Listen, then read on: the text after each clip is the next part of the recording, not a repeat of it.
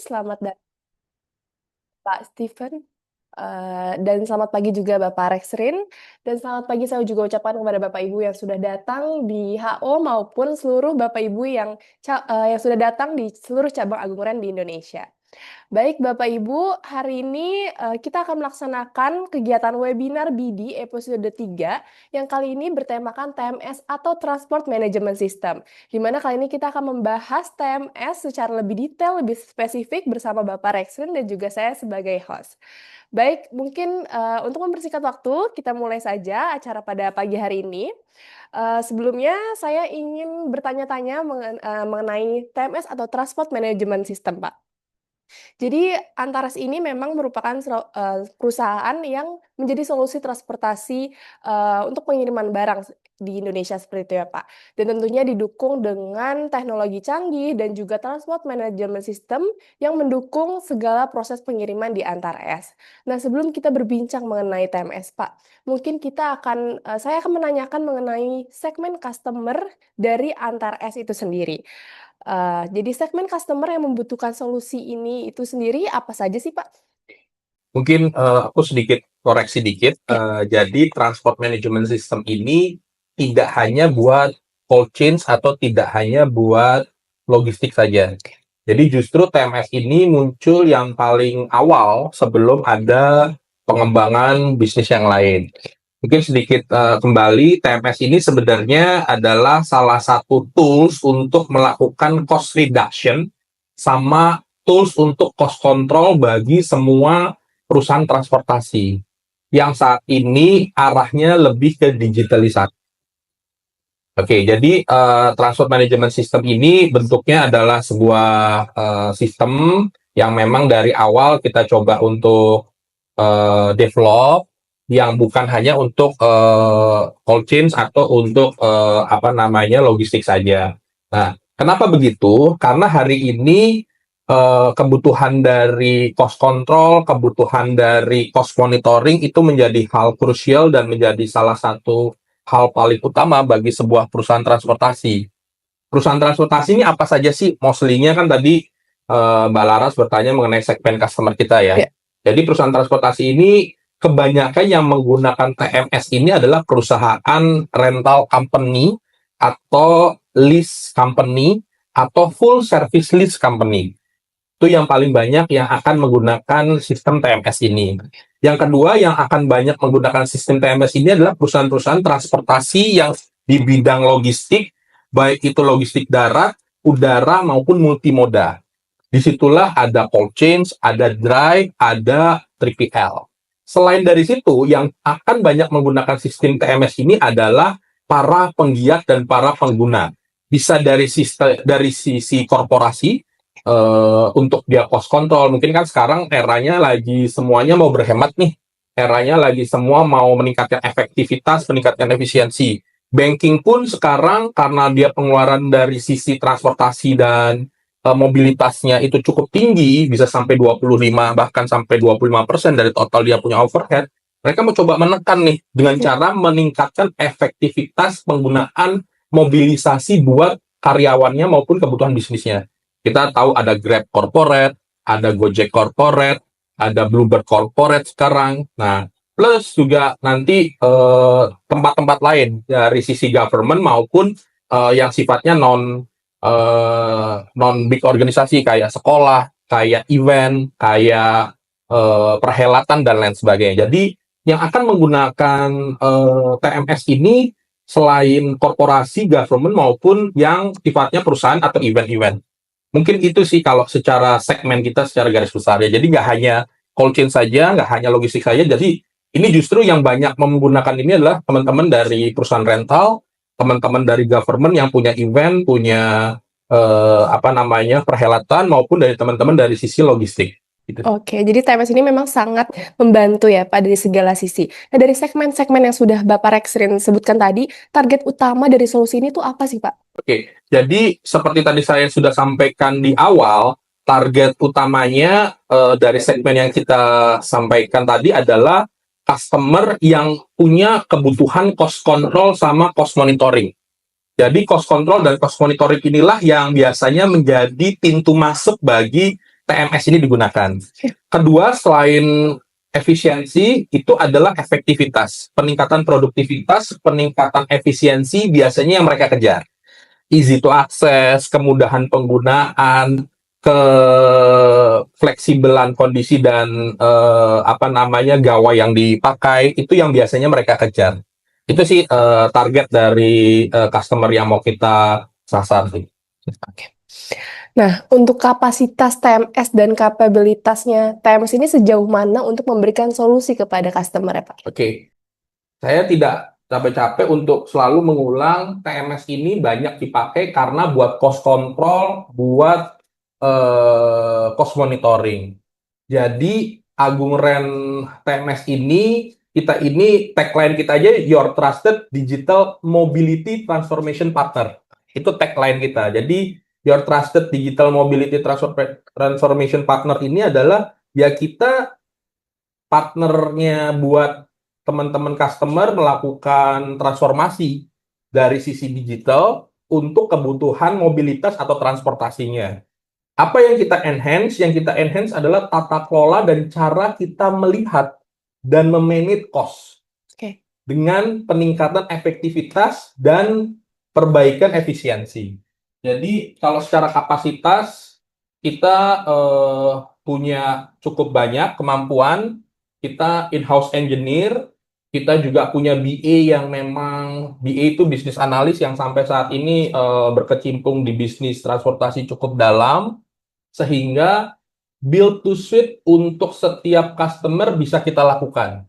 Karena kebutuhan customer ini berbeda-beda. Kelebihan kita dibandingkan kalau teman-teman masuk ke software company, kita ini praktisi yang punya digital solution. Oke. Ini yang menjadi salah satu kelebihan kita, yang menjadi unique selling point dari Agung Ren TMS adalah kita ini praktisi, tapi punya kelebihan in-house engineer dan punya kemampuan melakukan develop secara digital. Sehingga solusi yang kita berikan, UX UI yang kita sampaikan ke customer itu fit in buat kebutuhan dari operasional yang mereka punya. Bahkan kita bisa ngasih masukan nih, sebaiknya begini karena kita sudah pernah lakukan ini dan nggak works gitu loh. Nah, works sama nggak works-nya inilah yang menjadi unique selling point kita. Oke. Dibandingkan Bapak Ibu masuk ke suatu software company yang bikin generik saja tapi nggak pernah diimplementasikan atau belum cukup banyak portofolio implementasinya yang memang proven track record bisa cost reduction dan bisa cost efficiency. Mungkin itu sih. Oke, dari beberapa customer yang sudah kita bantu, Pak, mungkin bisa dikasih contoh use case-nya seperti apa, Pak? Oke, mungkin kalau nama saya nggak bisa mention, Oke. tapi secara garis besar kebanyakan customer yang masuk ke kita ini perusahaan rental company yang small size, yang kebutuhan mereka itu gimana caranya mereka punya visibilitas terhadap cost yang cukup baik sehingga bisa bisa manage mereka punya cost, tapi mereka secara organisasi belum cukup banyak gitu loh. Jadi banyak pengguna TMS yang ada di kita itu adalah small retail small rental company yang masih berproses untuk growth. Itu yang pertama. Terus yang kedua, banyak juga yang pengguna ini adalah sebuah perusahaan yang punya mobil-mobil yang sifatnya own, mereka miliki sendiri. Yang saat ini tata kelolanya masih banyak blind spotnya. Mereka nggak tahu nih penggunaan mobilnya seperti apa, cost penggunanya sudah efisien dan efektifkah, dan lain sebagainya, dan lain sebagainya. Nanti kita bisa lihat ada beberapa hal yang bisa kita showing, gimana sih caranya organisasi ini melakukan cost control terhadap visibility, terhadap biaya yang mereka punya gitu. Nanti kita ada beberapa contoh juga. Oke, baik, Pak. Tapi untuk secara industri mungkin, industri mana aja yang terbanyak, Pak, yang saat ini? Saat ini sih yang terbanyak masih transportation and logistik. Oke.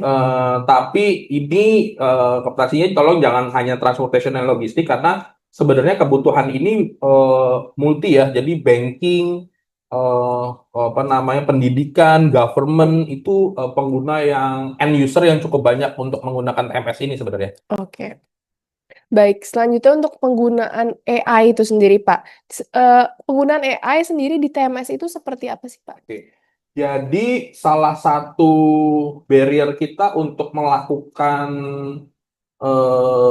cost control maupun melakukan penerapan monitoring itu kan harus, kalau mau ningkatin span of control, kita harus nambah orang nih. Jadi kalau kita mau monitor 10 unit, satu orang. Kalau unitnya 20 berarti dua orang dong. Ya. Kalau unitnya 30 berarti tiga orang. Dari situlah terjadi suatu problem. Artinya menambah span of control, kita harus nambah orang. Karena itu kita inject AI di situ yang fungsinya sama seperti orang. Jadi yang orang kan melakukan monitoring nih. AI injek ke situ untuk melakukan hal-hal yang sifatnya monitoring yang tadinya dilakukan oleh orang, sehingga secara cost atau biaya kita bisa mereduce. Yang tadinya 30 unit harus dilakukan monitoring oleh seorang planner atau seorang control tower 3 orang, ini cukup satu orang. Dengan dibantu apa? Dengan dibantu si AI. Nah, AI-nya itu bentuknya masih generatif. Kita mengcapture suatu event, dan event itu yang akan ditranslasikan menjadi suatu event. Event itu yang akan di-capture sebagai suatu evidence. Evidence itu akan di-create dalam bentuk notifikasi. Notifikasi itulah yang akan diukur seberapa banyak notifikasi itu muncul berdasarkan parameter yang sudah ditentukan. Oke. Seluruh proses itu nanti user yang akan menentukan parameter mana yang akan diukur, event apa yang dianggap sebagai hal yang krusial. Dan kita bisa lakukan modifikasi atau re-engineering algoritma tersebut. Oke, jadi selain menggunakan AI, kita juga menggunakan dashboard intuitif atau Yes. actionable. Nah, itu untuk penggunaan dashboard-nya itu seperti apa, Pak? Mungkin bisa Oke. dijelaskan. Mungkin boleh dibantu Pak Novandi sedikit tampilkan dashboardnya seperti apa. Ya. Ini adalah contoh dashboard buat daily monitoring terhadap unit. Ini adalah contoh monitoring dashboard secara unit. Mungkin ada lagi dashboard yang lain yang secara ERP-nya. Ini adalah contoh dashboard monitoring cost control secara SPJ perjalanan. Nah, ini juga dashboard monitoring secara utilisasi unit per hari. Jadi, kita ini menyediakan dashboard-dashboard intuitif yang sesuai dengan kebutuhan si customer. Kalau customer mau cost control, yang akan kita lakukan adalah dashboard monitoring secara cost control. Kalau customer pengen efektivitas, yang akan kita tampilkan adalah dashboard-dashboard yang melihat tren efektivitas penggunaan. Kayak tadi kan kita lihat ada dashboard monitoring secara unit, secara driver ya. Kita mau lihat nih, sebenarnya driver ini dalam 1 bulan, dia bekerjanya berapa lama sih? Dia bekerjanya berapa hari sih? Unit ini dalam 1 bulan dia bekerja menghasilkan uang berapa hari, uangnya berapa, cost-nya berapa, itu yang KPI-KPI secara operasional. Tapi ada juga yang sifatnya cost control di atas. Setiap kali kita mengeluarkan investasi, itu return on investment-nya angkanya berapa persen sih didapat dalam berapa hari sih returnnya. AR kita keluar, misalkan uang jalan keluar sekarang, AR baliknya itu perlu berapa hari sih. Hal-hal kayak gitu akan disesuaikan dengan kebutuhan si customer masing-masing, dan kita punya kapasitas dan kapabilitas untuk fit in, build to suit ke masing-masing customer tersebut. Oke, baik. Selain menggunakan AI, menggunakan dashboard intuitif atau actionable, kita juga mengoptimasi rute perjalanan ya, Pak, untuk bisa menjadi lebih efektif dan lebih efisien. Nah, mungkin itu bisa dijelaskan, Pak, bagaimana cara kita untuk mengoptimasi rute tersebut? Sedikit saya jelaskan mengenai route optimisasi ini. Jadi ini adalah salah satu fitur yang cukup baru.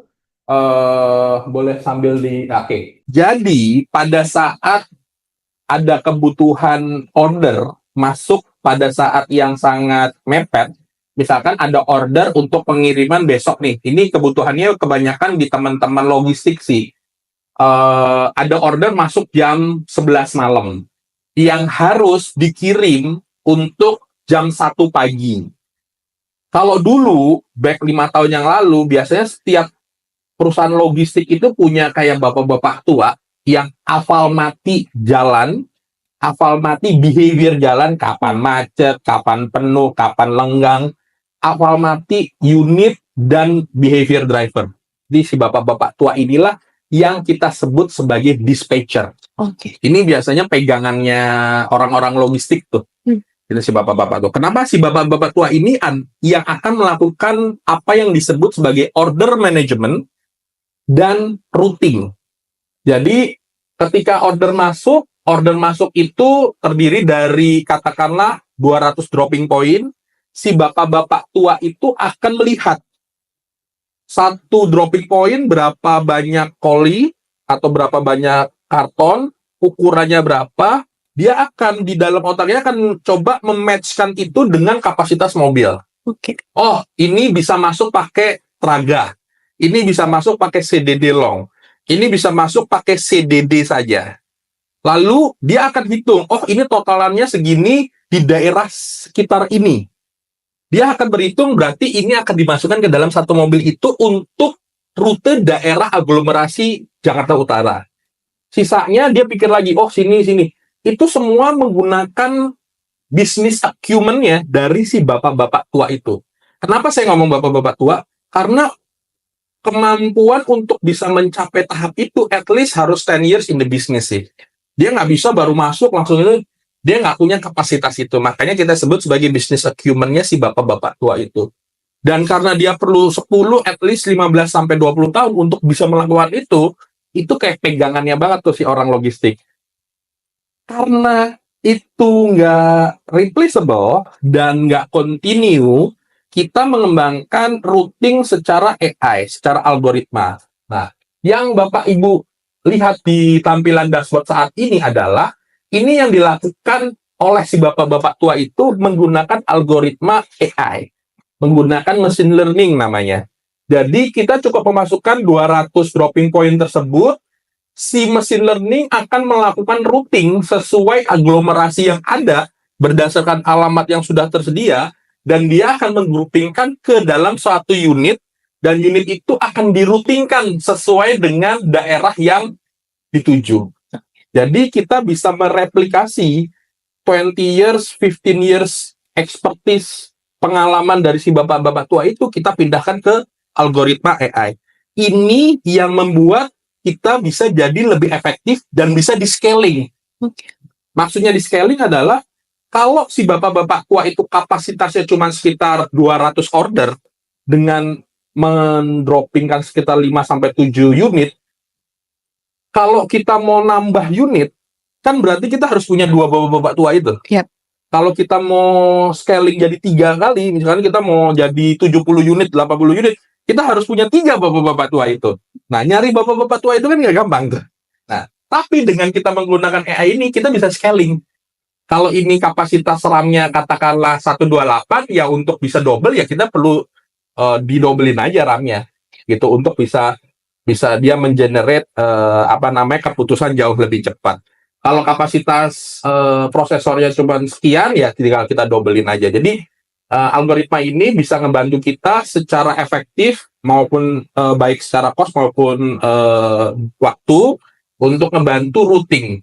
Makanya di salah satu bisnis usahanya Agung Ren yaitu cold chains, kita tuh punya kelebihan fleksibilitas yang tidak dipunyai oleh banyak perusahaan logistik lain. Kita bisa terima order jam 11 malam untuk dibawa jam 1 pagi. Yang di tempat lain itu ngebatasin biasanya maksimal jam 3 sore. Dia udah nggak mau terima order tuh. Kenapa? Si bapak-bapak tuanya mau pulang jam 5 sore. Gitu. Jadi dia nggak mau terima order gitu. Kan dia harus tidur juga karena sudah tua kan bapak-bapak itu. Jadi kita punya kapasitas itu dibantu oleh teknologi. Teknologi itu siapa yang provide? Yang memprovide adalah TMS-nya Agung Ren. Nah, itu salah satu kelebihan AI yang kita sudah jalankan, dan know-how-nya juga kita bisa begitu karena dibantu sama BA yang memang bisnis analis yang memang day to day bergerak di situ, jadi dia bisa bikin algoritmanya juga cukup baik. Kira-kira itu sih. Baik, jadi kami memang sudah sangat memanfaatkan AI ya Pak untuk segala aktivitas pengiriman seperti itu. Nah, untuk fitur lacak aktivitas driver dan juga proses pengiriman ini kita sudah di-provide oleh kamera ya Pak. Yes. Nah, sebelumnya mungkin bisa dijelaskan Pak aktivitas yang bisa dimonitor secara real time itu seperti apa Pak? Oke, jadi salah satu feature TMS yang saat ini akhirnya cukup banyak dipakai di Transjakarta, di bis anak sekolah di Jakarta, di bis antar jemput Unilever, Mayora, Orang Tua Group, di beberapa perusahaan-perusahaan yang punya antar jemput karyawan, di beberapa sekolah-sekolah yang punya bis antar jemput anak sekolah yang bentuknya pribadi, GIS, JIS, UPH, dan lain sebagainya adalah MDVR. MDVR itu Mobile Digital Video Recording.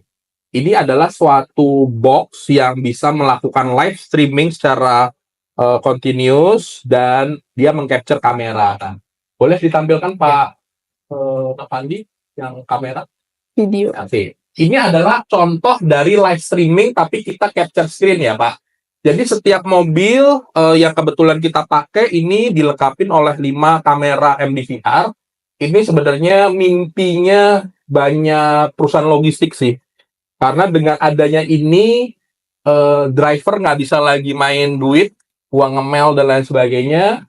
Ketika ada pungli di jalan juga kita bisa langsung capture, langsung lakukan. Ada kejahatan juga kita bisa langsung capture, langsung lakukan. Ada kondisi di jalan, kalau kita lihat di depan tuh ada kamera dashcam. Nomor 2 itu kamera AI DMS, Driver Management System, yang mengcapture kalau drivernya fatigue, drivernya capek, dan lain sebagainya. Dan itu di-capture secara AI ya. Okay. Jadi ketika driver fatigue itu bukan karena kita rekam, bukan. Tapi itu memang di-capture event itu secara AI sehingga tidak terus-menerus mengeluarkan kuota data. Jadi dia cuma hanya meng-capture pada saat itu saja dan itu dibantu sama AI. Nggak kebayang kan kalau mobilnya ada 30 gitu, masa mau dilihatin satu-satu kan nggak mungkin juga gitu lah, kira-kira gitu. Nah, terus yang di kamera ketiga ini adalah, sebentar ya. Oke, kamera ketiga adalah kamera di dalam kargo. Di dalam kargo itu kita bisa melihat kondisi kargonya seperti apa. Kamera nomor 5 ini yang tadinya kita nggak mau pasang, tapi akhirnya kita pasang adalah ternyata jadi kamera yang paling penting nih, kamera yang bisa memonitor kondisi kabin driver. Kita bisa melihat pencurian bila ada pencurian, kita bisa melihat pungli bila ada pungli, kita bisa melihat kondisi driver bila dia membawa orang atau membawa barang yang tidak diinginkan, dan yang belakang adalah kamera untuk loading atau untuk ke belakang. Jadi ini semua secara AI enhance, terekam, bisa kita putar rekamannya dan bisa kita tarik bila ada tabrakan, bila ada apa dan lain sebagainya. Dan bisa memvalidasi bila ada kondisi jalan macet, ada kecelakaan atau lain sebagainya. Nah, ini salah satu fitur MDVR yang kita punyai sih saat ini. Oke. Nah, untuk Bapak Ibu, kita juga melengkapi penjelasan Bapak Rexrin ini dengan video ya. Mungkin Bapak Ibu penasaran, sebenarnya letak dari kamera itu sendiri di mana sih? Nah, kita sudah menyiapkan video posisi kamera di salah satu unit kami. Ini dia fungsi 5 kamera di truk antar S. Kamera ADAS berfungsi untuk memantau segala aktivitas driver yang sudah terintegrasi dengan teknologi AI sehingga dapat memantau driver ketika kelelahan, ngantuk, dan aktivitas lainnya. Terdapat kamera pada kabin depan yang berfungsi untuk memantau segala aktivitas di kabin termasuk driver dan juga penumpang yang ada di depan. Antar S juga dilengkapi dengan kamera depan untuk memantau selama pengiriman dan juga memantau jalan dari tampak depan. Kamera di dalam box diperuntukkan untuk memantau aktivitas di dalam box dan memantau kondisi barang aman selama perjalanan. Selanjutnya terdapat kamera pada belakang truk yang berfungsi untuk memantau proses loading barang dan juga keadaan di sekitar belakang truk. Tunggu apa lagi? Yuk segera kirim bersama Antar S! Oke, baik. Jadi seperti itu ya Bapak Ibu, letak dari kamera untuk memonitoring segala proses pengiriman yang ada di Antares Agung Ren itu sendiri. Nah, selanjutnya pertanyaannya, tadi kita sudah bahas tentang dashboard, kita sudah bahas tentang AI dan juga fitur-fitur untuk melacak secara real time, Pak. Selanjutnya, mungkin kita akan membahas bagaimana fitur efisiensi perencanaan dan biaya transportasi di Antares itu seperti apa, Pak? Oke, jadi mungkin sebelum tampil, kan orang mau pakai TMS itu karena buat cost control. Iya. Orang mau pakai TMS itu untuk punya kemampuan peningkatan efektivitas. Ini hanya bisa didapat kalau kita punya actionable report atau actionable dashboard. Kenapa actionable report ini diperlukan? Karena kan si pengambil keputusan harus punya data untuk dia ngambil keputusan. Datanya itu harus valid, harus easy to access, dan harus reliable. Oleh karena itu, kita desainkan sesuai kebutuhan dari masing-masing customer kita, karena kita sifatnya build to suit, kita mapping dulu bisnis proses yang ada, lalu kita buatkan dashboard tersebut. Salah satu contoh dashboard yang kita pakai adalah dashboard buat cost monitoring. Mungkin boleh ditampilkan salah satu contohnya, Pak Pandi. Ini adalah salah satu dashboard untuk kita bisa melihat behavior driver kita itu banyak punya masalah di mana sih. Nah, kalau kita lihat di sini, kebanyakan ternyata masalah speeding. Speedingnya itulah yang akan menjadi actionable report buat si koordinator driver melakukan kontrol, monitor, dan briefing pagi pada si driver. Boleh next-nya, Pak? Ini contoh ranking berdasarkan harsh event. Ini contoh ranking berdasarkan harsh event. Terus next lagi, Pak. Ini adalah contoh kalau si salah satu driver sudah over ngasih pekerjaan gitu loh. Jadi kan ada your busiest driver. Jadi your busiest driver ini bisa di di rating. Next, Pak. Nah, ini report untuk cost control, Pak. Jadi kita bisa mengetahui, namanya juga report profit and loss per SPJ.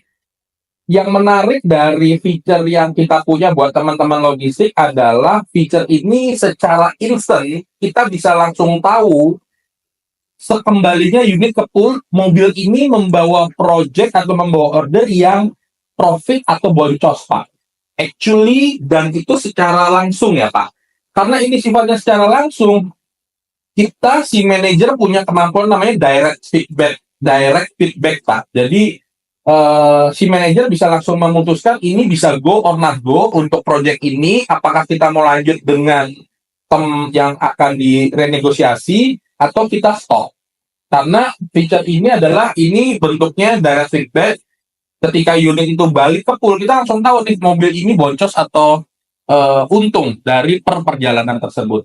Hal-hal ini yang akan membuat si manajer jauh lebih database oriented, akan jauh lebih bagus pengambilan keputusannya, akan jauh lebih baik vision ke depannya, forward lookingnya akan lebih baik, dan dia juga punya kemampuan cost control yang lebih bagus. Toh apapun cerita, seorang manajer itu kan levelnya eksekusi, levelnya result.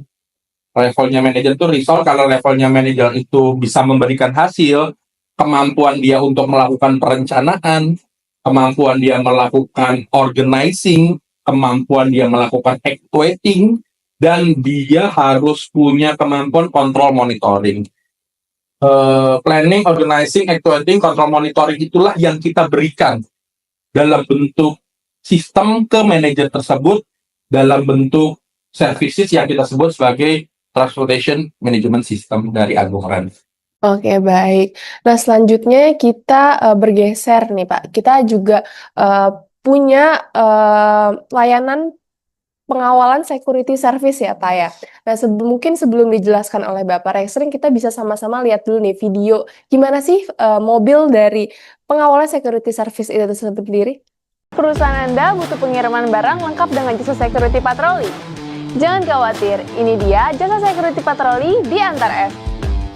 Jasa security patroli bertujuan untuk memastikan keamanan selama pengiriman hingga tempat pengantaran. Antar S, sebagai perusahaan di bidang pengiriman logistik, memiliki layanan jasa security patroli. Ketika Anda membutuhkan pengiriman barang lengkap dengan jasa security patroli, kami hadir menjadi solusi untuk Anda.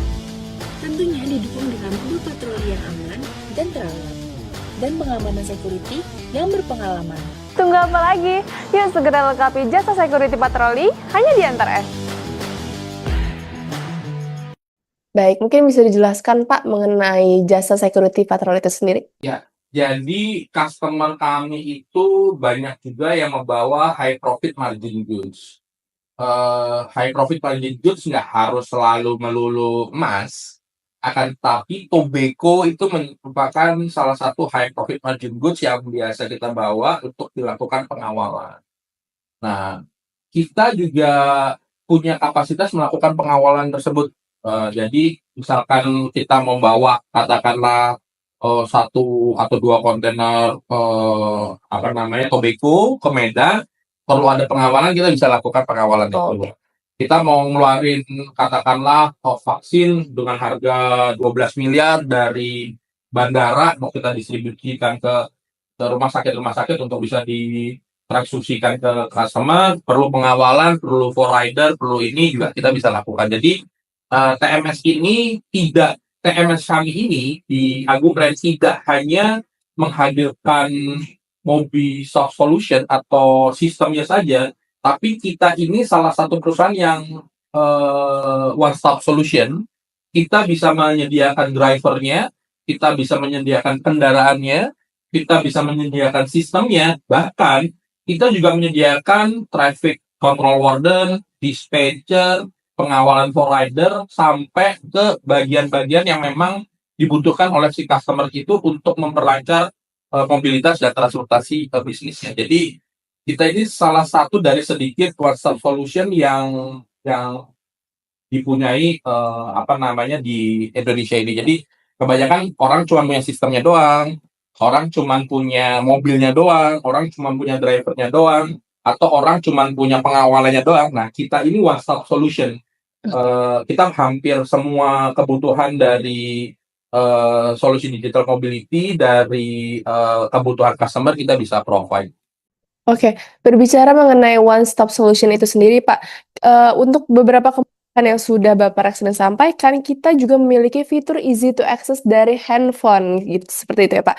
Mungkin bisa dijelaskan untuk tampilannya seperti apa dan juga fungsinya seperti apa? Oke, sebelum masuk nanti Pak Novan ditampilkan, kita yang tadi sampaikan kan semuanya harus pakai laptop ya. Iya. Tapi hari ini eranya mobile, apa yang tadi disampaikan, yang menarik adalah platform kita ini, semua yang tadi ditampilkan itu bisa dilihat secara instan dari handphone masing-masing. Mungkin boleh dibantu Pak Nopandi tampilannya. Jadi contoh, kita mau instantly tahu nih lokasi mobil kita ada di mana, video streamingnya seperti apa, itu semua ada di handphone. Pun juga nanti kebutuhan kontrol monitoring cost-nya juga kita bisa tampilkan di handphone. Jadi semua yang tadi Bapak Ibu lihat, hari ini kan eranya WFA nih, eranya WFH, eranya work from cafe. Nggak mau dong bawa-bawa ini laptop dan lain sebagainya, maunya cukup handphone, cukup iPad. Kalau buka laptop tuh kesannya lu kerjanya masih so old lah gitu. Sekarang semua udah di handphone nih, udah di dalam genggaman tuh. Dan ketika dia melakukan genba, melakukan cek di lapangan, kan nggak mungkin bawa laptop kan, pasti bawa handphone saja. Dia bisa langsung instantly tahu ini mobil utilisasinya seperti apa. Dengan cukup memfoto OCR kita yang akan bekerja, dia langsung tahu, memberitahukan si manajer, oh mobil ini utilisasinya masih 50% loh bulan ini, revenue creation-nya masih sekian loh. Driver ini lupa siapa namanya, cukup difoto, langsung auto recognition, bisa tahu driver ini bulan ini berapa kali kerja loh, sudah berapa lama, driver scorecard-nya seperti apa, dan lain sebagainya. Jadi hari ini sudah cukup mudah ya, justru kita encourage teman-teman untuk bisa lebih efektif, bisa kerja dari mana saja, bisa kerja di mana saja dan mau di jam berapa saja. Itu sih Oke. di situ akses kita. Nah, selanjutnya kita bergeser ke fitur dashboard control and monitoring. Itu seperti apa, Pak? Mungkin bisa dijelaskan dan juga ditampilkan untuk Oke. dashboard. Jadi dashboard 13. control and monitoring mungkin sama seperti tadi ya. Jadi kita bisa build to suit sesuai kebutuhan customer karena kita bangun data warehouse yang cukup baik di depan. Semua kebutuhannya ini bisa dimonitor. Balik yang tadi lagi boleh? Balik yang tadi lagi. Ini itu kita bisa tarik trennya sampai 1 tahun ke belakang dan bentuknya grafik sehingga para manajer bisa melihat trennya. Boleh naik Pak? Naik terus udah balik turun terus turun Pak. Ada nggak? Oke, turun lagi. Nggak ada ya, turun lagi. Nggak ada ya.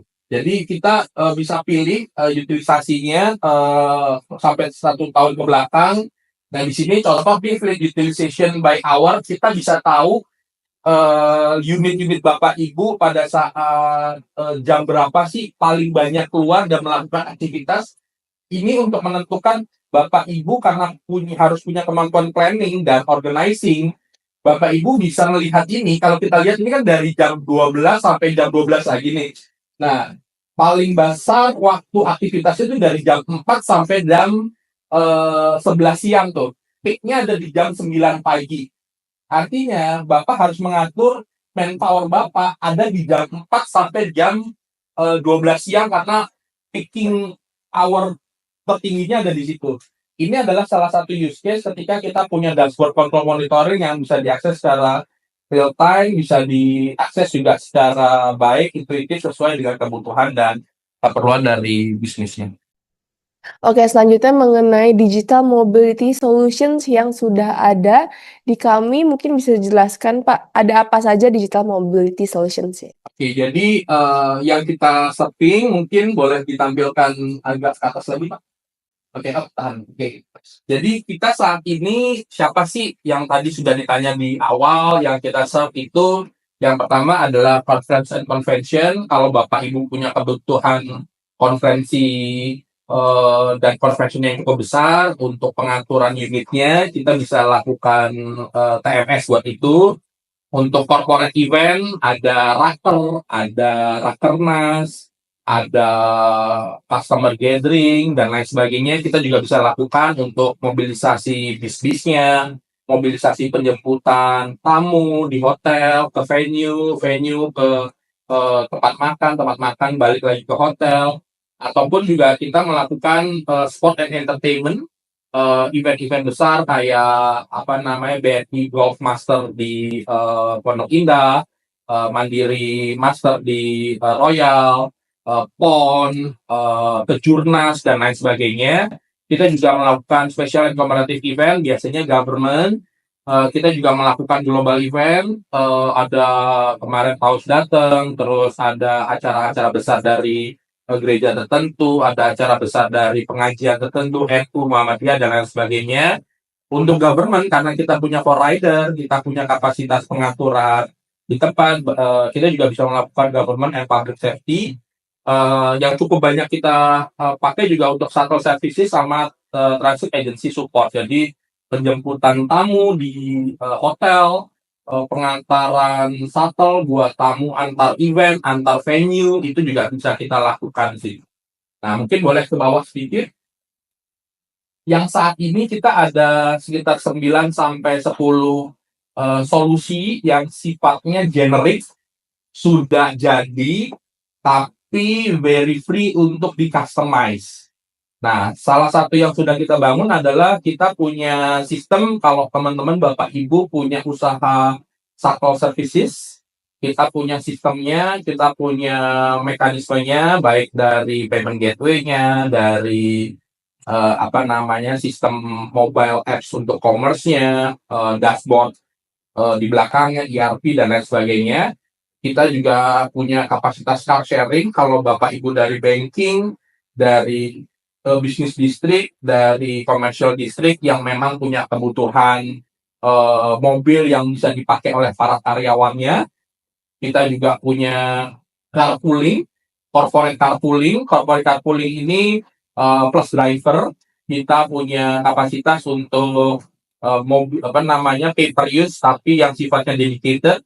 Biasanya banking yang butuh ini, perusahaan-perusahaan di suatu kawasan industri juga biasanya banyak butuh corporate carpooling, atau biasanya sekumpulan perusahaan di dalam satu kawasan bisnis, PTC, Batavia Tower, Kuningan, Listrik, dan lain sebagainya. Kita juga punya delivery management. Ini juga salah satu fitur terbaru kita. Teman-teman yang punya usaha logistik, punya usaha pengiriman, punya usaha ekspor impor, punya perusahaan distribusi, dan lain sebagainya. Kita punya seperangkat delivery management. Terus lanjut, boleh? Nah, kita juga punya nih antar jemput anak sekolah yang tadi saya sampaikan di depan. Ibunya mau tahu anaknya udah sampai di mana sih, udah masuk bis apa belum sih, bisnya sudah sampai mana sih, gitu loh. Sampai sekolah jam berapa, kalau anaknya kehabisan duit tinggal pencet buttonnya saja, ibunya langsung tahu. Terus jam selesai belajarnya sudah sampai di mana. Jadi ini one stop solution juga buat para bapak ibu yang kepengin termonitor anak-anaknya di kondisi Jakarta, di kondisi kota-kota besar, dan bisa termonitor juga untuk di sekolahnya sudah sampai di mana, ataupun antar jemputnya sampai di mana. Next, ada employee transportation, antar jemput karyawan. Bapak Ibu bisa tahu nih, saya harus sampai ke stop point jam berapa karena ada shuttle-nya berangkat jam berapa dan next shuttle-nya jam berapa. Yang tinggal di Cibubur, yang tinggal di Bekasi, yang tinggal di suburb area, tinggal di P, tinggal di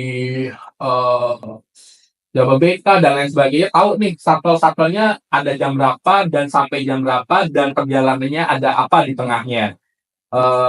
Sangat mudah buat dimonitor, dan si GA juga jadi tahu nih penggunaan pola behavior, biaya, efektivitas, efisiensi dari para karyawan yang menggunakan employee transportation tersebut. Jadi bisa dilihat tuh detail per jamnya, kilometernya, costingnya per karyawan si user yang menggunakan solusi tersebut. Next. Salah satu yang terbaru juga, kita punya EV ekosistem. Jadi EV ekosistem ini nggak hanya SPKLU ya, nggak hanya mobilnya saja, tapi the whole ecosystem. Kita bisa tahu when to maintenance, utilisasinya seperti apa, penggunaannya, behaviornya kayak gimana, dan benar-benar kita bisa melakukan monitoring the whole ecosystem dari EV transportation tersebut. Biasanya dipakai untuk IKN, untuk CBD, untuk industrial district yang mereka mau beralih dari internal combustion engine ke EV atau ke hybrid. Okay, next. Kita punya event transportation solution. Bapak Ibu punya event skala besar, skala kecil, antar jemput tamunya. Kita bisa tahu tamunya juga dengan mudah. Itinerary bisa ada di situ, jadwal scheduling bus ada bisa di situ, tahu posisi delegasinya juga bisa ada di situ. Jadi memudahkan para event organizer, memudahkan para PI CEO untuk memanage kondisi event-event tersebut. Pengiriman undangan nih biasanya banyak dipakai oleh Bapak Ibu yang mau bikin acara kawinan cukup besar buat anaknya, para bos-bos yang mau ngadain gathering customer, para perusahaan yang mau melakukan gathering, mau melakukan rakernas, ya IO-nya gampang, manage-nya siapa yang datang, siapa yang tidak datang harus kiris dan lain sebagainya. Lokasi penjemputan, apalagi kalau yang pakai valet ya, jasa valet, mobilnya sudah sampai mana dan lain sebagainya. Jadi event transportation solution ini sangat banyak dipakai di situ sih. Okay, next. Smartphone fleet tracking, males pasang-pasang GPS, gimana mau trackingnya? Ya kita punya teknologi smartphone fleet tracking yang tidak perlu menggunakan GPS. Body cam juga bisa dipakai di situ tanpa perlu pakai GPS. Kita bisa memonitor lokasi unitnya sudah sampai di mana dan seperti apa. Oke, lanjut. Kita juga punya platform Shuttle Apps buat teman-teman yang punya usaha feeder dari Cibubur, dari Bekasi, dari Jabodetabek, dari Serang. Mau langsung berusaha, nggak usah pusing-pusing, pakai platform Shuttle App dari kita, bisa langsung berusaha. Nggak punya mobilnya, kita punya mobilnya. Nggak punya tata kelolanya, kita ajarin. Nggak punya orangnya, kita ajarin. Kita bisa provide juga di awal. Nggak punya platformnya, kita sediakan. Jadi benar-benar kita salah satu impian buat teman-teman yang banyak juga dari startup company. Oke, next, Taxi Pulse. Teman-teman melihat kok enak ya punya Grab Corporate, Gojek Corporate, Uber Corporate, kita punya Taxi Pulse. Sama persis, lo ketika tinggal punya keinginan aja untuk punya usaha Taxi Pulse buat small atau daerah-daerah kecil. Yang menarik dari Taxi Pulse adalah banyak yang request ini untuk daerah. Karena daerah itu kebutuhannya biasanya 50 unit, 100 unit, Jogja, Solo, Manado, Klaten, Palu, Gorontalo, Bengkulu, Jambi, yang kebutuhan mobilnya itu cuma 50 sampai 80 unit saja. Dia perlu aplikasi kayak Gojek, kayak Bluebird, dan lain sebagainya untuk bisa berusaha. Kita punya platformnya, which is itu namanya Taxi Pulse. Mungkin itu sih secara total yang saat ini generik dan sudah kita punya dan bisa langsung di-deliver. Oke, baik, kita semua Bapak Ibu sudah mendengar mengenai penjelasan dari TMS atau Transport Management System dari Agung Ren, dan juga bagaimana kami memprovide segala kebutuhan customer yang didukung dengan TMS, yang dari memberikan kemudahan dan juga berbagai layanan dan sampai dengan efisiensi cost itu sendiri ya Pak. Karena juga kami merupakan one stop solution bagi kebutuhan perusahaan di Indonesia. Nah, selanjutnya yaitu sesi tanya jawab. Mungkin Bapak Ibu yang ada di HO atau ada di cabang yang memiliki pertanyaan mungkin bisa segera ditanyakan. Kalau dari cabang, mungkin ada pertanyaan bisa di raise hand. Oke, mungkin sebagai tambahan sambil kita nunggu yang bertanya, sebenarnya polanya bagaimana sih ketika ada customer come ke kita, terus dia develop.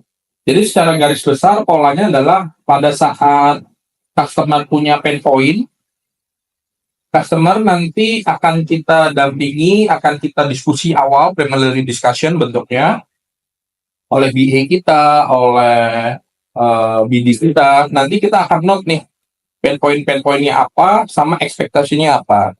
Setelah ketemu itu, kita akan lakukan internal discussion. Dari internal discussion itu akan memberikan suatu rekomendasi. Dari rekomendasi itu akan direview oleh si customer, lalu di pertemuan kedua itu customer akan nge-feedback kita dalam bentuk hasil review dan user requirement. Dari user requirement itu, tahap ketiganya kita akan lakukan internal discussion untuk kembali memberikan feedback dan rekomendasi. Pada saat kita memberikan feedback dan rekomendasi, kita itu akan memberikan dalam bentuk mock-up atau dalam bentuk suggestion. Suggestion itu yang nanti di tahap keempat akan kita lakukan UAT atau User Acceptance Test. Mungkin Pak Novandi boleh izin tampilkan Trello dari beberapa existing customer-nya FMS.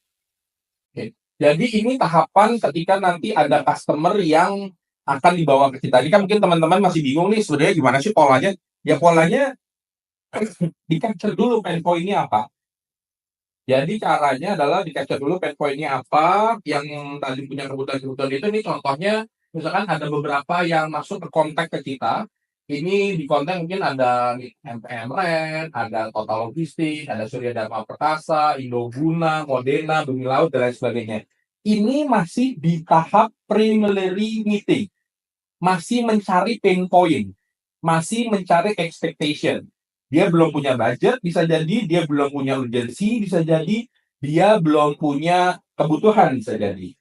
Ini di kontak. Setelah di kontak, melakukan second preliminary meeting untuk mencatat kebutuhannya apa, masuk ke leads. Leads ini customer sudah punya kebutuhan, customer sudah punya urgensi, dan customer sudah punya budget. Nah, dari sini akan kita bentuk dalam suatu suggestion. Nanti ketika user requirement itu sudah muncul dan budget itu sudah ada, kita akan offering ke mereka untuk pikir-pikir. Biasanya pikir-pikir ini waktunya cukup lama nih. Itu yang akan masuk ke menu nurture sama ke hot deals kita. Jadi customer sudah dapat mock-up kita, customer juga sudah tahu butuhnya apa, kepenginnya apa, ekspektasinya apa, budgetnya berapa. Oke, udah clear dan kita sudah kasih mock-up atau UAT ke mereka. Mereka masuk ke dalam tahap pikir-pikir. Nah, pikir-pikir ini bisa 3 bulan, bisa beberapa bulan. Nah, setelah pikir-pikir, baru mereka masuk tuh urgensinya. Ada urgent, harus bulan depan karena ada ini dan lain sebagainya. Masuk ke hot deals. Hot deals ini yang akan kita revamp. UAT yang sudah dijalankan, trial out yang sudah jalan, kita revamp. Kita rapihkan. Di dalam sini, next, baru masuk ke tahapan hot deals. Contoh tahapan hot deals ini ada beberapa, ini salah satunya mungkin ada Asta, ada beberapa yang lainnya. Itu sudah tahu tuh budgetnya berapa, kebutuhannya seperti apa, urgensinya sebesar apa, udah paham maunya apa, kepenginnya apa, butuhnya apa. Sudah clear. Tinggal digongkan saja. Ketika sudah gong, baru kita ngobrolin commerce-nya di belakang. Ada initial setting awal sama ada bulanan. Kita commerce-nya mekanismenya yang umum bulanan. Nah, tapi bisa bergerak juga ke yang lain ya. Jadi kita secara umum bentuknya bulanan. Jadi untuk pricing dan commerce dan lain sebagainya biasanya kita di belakang setelah customer sudah tahu kebutuhannya apa, kita juga sudah kasih solusi sesuai kebutuhan customer, baru kita ngomongin commerce-nya. Setelah commerce, onboard. Onboard bentuknya minimum subscription di kita adalah 6 bulan. Nah, itu bisa dibayarkan secara langsung, bisa juga dibayarkan secara bulanan. Mungkin secara garis besar itu sih untuk proses billingnya di kita. Oke, baik. Terima kasih Pak Res penjelasannya atas proses billing di Agung Re itu sendiri. Baik, Bapak Ibu, apakah ada pertanyaan? Oh, ada ya. Halo Bapak Lennon, apakah suara saya Ya, terdengar? terdengar. Ya. Oke, baik. Silakan Pak pertanyaannya. Pak Rex izin tanya Pak, tadi ada disampaikan terkait dengan algoritma untuk menghitung terkait dengan traffic dari orderan gitu ya Pak ya, sehingga itu bisa meminimalisir pekerjaan dari dispatcher. Karena kan kita tahu biasanya kalau yang namanya TMS yang saat ini ada itu kan ada petugas dispatcher Pak untuk mengefektifkan waktu yang ada gitu Pak. Nah, pertanyaan saya, apakah algoritma ini real time Pak? Artinya kan kalau bicara traffic itu kan bisa saja misalnya di tempat tertentu atau poin-poin yang sudah ditetapkan sama algoritma, katakanlah misalnya untuk menuju ke 4 poin ini membutuhkan waktu 2 jam gitu ya. Tapi ternyata lebih dari itu gitu. Artinya kan maksudnya kalau di jalan ada hal-hal yang kita tidak bisa prediksi, misalnya kemacetan atau ada accident dan lain-lain. Nah, sejauh apa algoritma itu dapat merekalkulasi kembali Pak gitu ya, atau seperti apa gitu sehingga fungsi dari TMS ini benar-benar memang membawa keefektifan bagi si pelanggan. Itu yang pertama Pak. Boleh nanya lebih dari satu kan? Boleh dulu nanti pertanyaan kedua kita elaborate lagi. Saya jawab dulu izin. Ya, Pak. Oke. Ya, Jadi terima kasih baik. good question. Nanti pertanyaan kedua kita ini lagi. Jadi algoritma kita itu menilai 30 hari ke belakang menggunakan Google Map Pak. Jadi pola jalan tersebut itu dinilai 30 hari ke belakang. Dari histori 30 hari ke belakang, dia akan menghitung forecast untuk hari itu. Itu jalannya macet, sedang, atau tidak, Pak. Lihatnya 30 hari ke belakang. Akan tetapi pada saat berjalan, jalannya itu ternyata macet, akan ada rekalkulasi ETA, Pak. Jadi misalkan di awal nih, kita mau dropping point 1, targetnya jam 6 pagi. Dari warehouse ke situ butuhnya 1 jam, karena jalannya ini. Nah, ketika mereka sudah jalan, Pak, algoritmanya itu juga bekerja melihat existing-nya seperti apa. Ternyata di dalam existing-nya macet, dia akan merekalkulasi ETA-nya, Pak. Estimasi time arrival-nya. Yang harusnya jam 6, berdasarkan kalkulasi itu bisa jadi jam 6 lewat 15 atau jam 6 lewat 30. Nah, ini bisa kita panjangin atau mundurin, Pak, historical ini. Cuman mostly yang kita lakukan saat ini di 30 hari. Jadi memang namanya juga machine learning, Pak. Semakin mesin learning itu makanannya data, Pak. Semakin banyak data yang kita kasih, semakin lama dia berkutat di situ, mesin learning-nya makin lama makin pinter, Pak. Nah, ini yang kita sebut sebagai generative AI yang algoritmanya saat ini kita pakai. Mungkin itu Pak Lennon menjawab atau ada pertanyaan lebih lanjut? Cukup Pak. Artinya kan berarti kita harus punya historical ya Pak yang terkait dengan trip dan dengan schedule dan Historicalnya kita ambil dari Google Map, Pak. Historicalnya kita ambil dari Google Map. Iya, biasanya kan kalau kayak kita, contoh kita pakai Google Map gitu ya, kita menuju satu titik gitu. Itu kan biasanya memang dia kalau ada satu dan lain hal dia recalculate untuk waktunya kan. Ya, Gitu Pak. ya Pak ya. Ya. Artinya dia bisa backup untuk datanya. Ya. Oke sih Pak. Pertanyaan kedua ya Pak ya. Ya. Pertanyaan kedua Pak, kalau saya lihat ini kan salah satu diversifikasi produk kita ya Pak ya. Jadi dari Agung Ren kita ada. Boleh diulang Pak, tadi suaranya terputus Pak. Maaf, boleh diulang Pak, suaranya terputus. Baik. Kalau saya lihat ini Pak, ini kan salah satu diversifikasi produk kita Pak. Artinya kita punya produk yang lain gitu ya dari Agung Ren gitu. Nah, tapi yang saya lihat tadi dari hasil yang disampilkan itu kan beberapa yang justru menjadi pelanggan kita itu kompetitor ya Pak ya. Ya tadi saya ada Morena, ada Asa Transportasi gitu ya Pak ya. Nah, sejauh apa sih Pak kita itu bisa mempertahankan produk ini untuk tidak ibaratnya tidak ini oleh kompetitor ya Pak ya. Artinya mereka kan mungkin saat ini ya jadi pelanggan kita, tapi di satu sisi juga mereka bagaimana mempelajari model seperti ini Pak. Oke.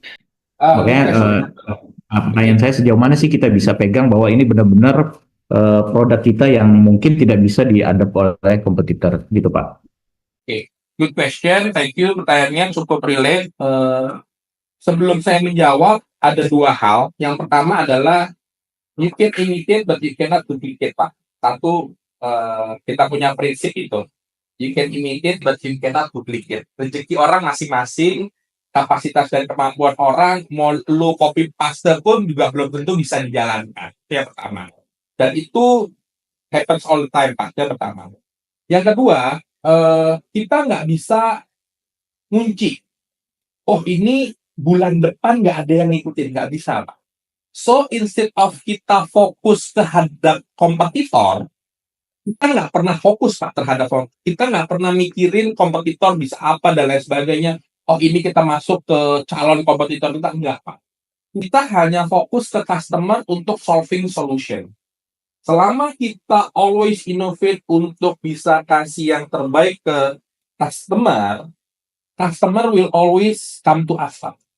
Dan itu adalah strategi marketing yang saat ini dijalankan oleh SaaS yang ada di Agung Ren. Kita nggak pernah takut, Pak, sebuah Pinto itu akan menduplikasi apa yang kita punya. Nggak pernah takut, Pak. Kenapa? Kita nggak pernah takut sama kompetitor, kita hanya fokus jadi solusi buat mereka punya problem. Kalau kita sudah menjadi yang pertama dan yang utama, nggak akan ada selingkuhan, Pak. Dan kita percaya yang namanya orang berpikir kedua itu karena ada hal basic yang tidak terpenuhi oleh si pemberi solusi yang pertama, Pak. Jadi, we always innovate, Pak. Kalau kita ngomongin activity plan, Pak ya, activity day to day, Pak, kita selalu cari pain point-nya customer dan kita selalu cari unique selling point yang kita bisa give ke customer. SaaS yang kita sudah jalankan saat ini adalah salah satunya FMS. Kalau Bapak Ibu tanya ke Kinto, kenapa perusahaan sebesar itu tetap sampai hari ini nggak mau pindah, bahkan nambah Pak ke kita? Karena kita nggak pernah kasih feature, Pak. Kita nggak pernah jualan feature. Kita selalu kasih rasa, Pak. Kita kasih rasa nyaman, kita kasih rasa fleksibel, dan selalu bagi mereka, kalau ada masalah, orang yang pertama ditelepon, orang yang pertama diajak diskusi adalah kita, Pak. Artinya easy to access-nya, communication and koordinasinya always number one, Pak. Kita nggak pernah jual feature, Pak. Tadi kan mungkin saya ngomongin feature ya, Pak. Jauh di belakang itu, Pak, yang menjadi marketing strateginya kita adalah kita selalu jual rasa, Pak. Rasa nyaman, rasa aman, rasa dapat diandalkan. Yang kalau Bapak Ibu di Agung Ren lihat, semua yang saya sebut itu ada di tagline belakang baju putih Bapak Ibu sekalian. Jadi kalau itu mungkin bahasa, coba deh. Ya. Saya nggak bisa baca. Saya comfort reliable, Pak. Jadi sebenarnya saya ini cuma meng-copy paste apa founding fathers-nya Agung Concern, Agung Ren sudah tetapkan, Pak. Saya cuma nurunin aja, Pak. Dan menurut saya founding fathers kita cukup oke pada saat bikin itu. Ya kita cuma nurunin aja. Jadi kenapa sih kita nggak pernah ditawar harga? Kenapa harga kita bisa cukup tinggi? Nah, kalau Bapak lihat tadi kan proses tuh, kenapa sih saya nggak di depan, mana pernah saya ngasih quotation, Pak? Nggak pernah. Kasih quotation selalu di belakang, Pak. Selalu ketika sudah engage baru kita kasih quotation, Pak. Kenapa? Kita nggak pernah jualan feature, Pak. Karena kita nggak pernah jualan feature, tidak ada kata-kata di depan, Pak, ke kita aja harga kita lebih murah. Nggak pernah, Pak. Nggak pernah. Karena kita always sell rasa itu, Pak. Rasanya ini yang mungkin jadi salah satu marketing strategi yang saat ini sudah kita jalankan dan terus kita enhance, Pak. Mungkin itu, Pak, kita nggak pernah takut di duplikasi, Pak. Kita nggak pernah takut di copy, dicontek, dan lain sebagainya, nggak pernah takut, Pak. Dan